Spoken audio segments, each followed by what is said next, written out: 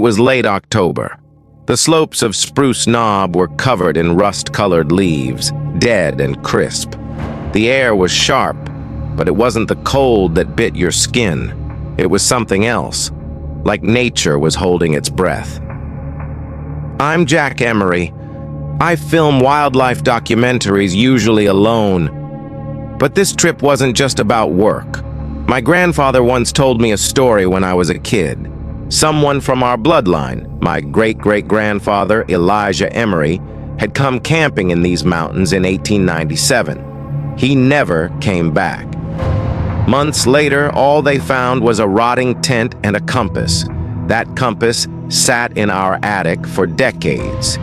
There was also a letter. One sentence: "The land kept me. I kept my word." I never understood it, but I couldn't forget it either. And now, here I was. Same ground. Same silence. Walked straight. I hadn't turned. Still, I was back. I tried again. North this time. Same result. Same stones. Same camp. But little things had changed. My thermos had shifted slightly. My compass was open. And my journal, its last page was gone. Ripped clean. I looked up. One of the tree trunks had a mark. A letter carved in E. I reached into my pocket. My compass still there. The needle trembled but didn't spin. It pointed directly to the center of the tent. Then the whistling began, but I wasn't just hearing it. I was making it, unaware. I was whistling. Same tone, same pace, and for the first time, I was afraid of my own breath. Night fell like a heavy curtain across the woods. The camp wasn't a camp anymore.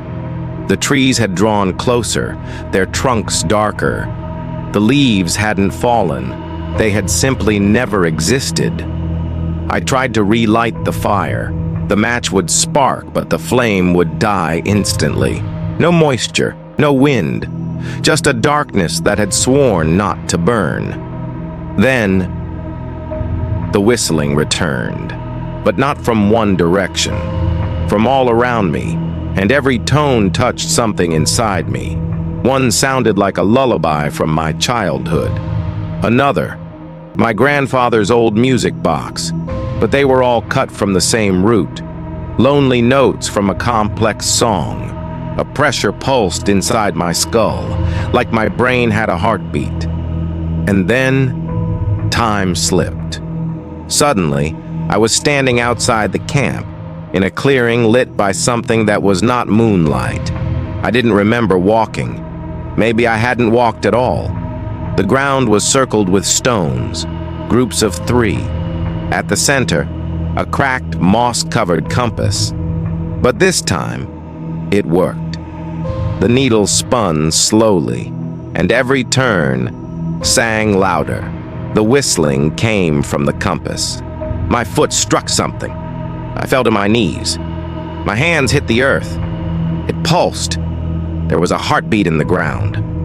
I looked up, and I saw me, my copy. No face, slumped shoulders, kneeling, head bowed, whistling, but it had no mouth.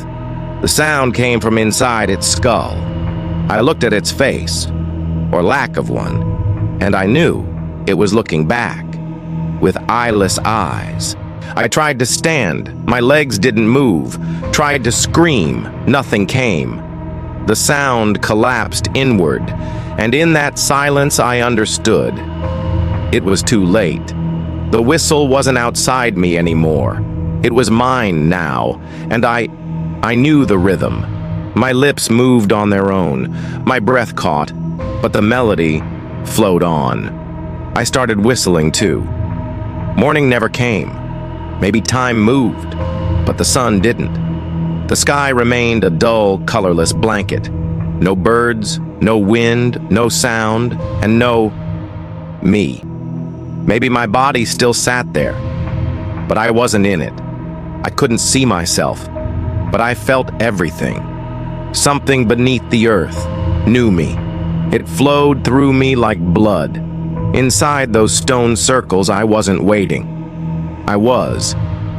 My journal still lay where I left it. To a stranger, its pages would look blank, but if they looked closely, beneath the dust, one sentence shimmered like shadow. Black Hollow isn't a place. It's a presence. And blood always returns. My body was never found. My footprints vanished. But the whistling, it stayed.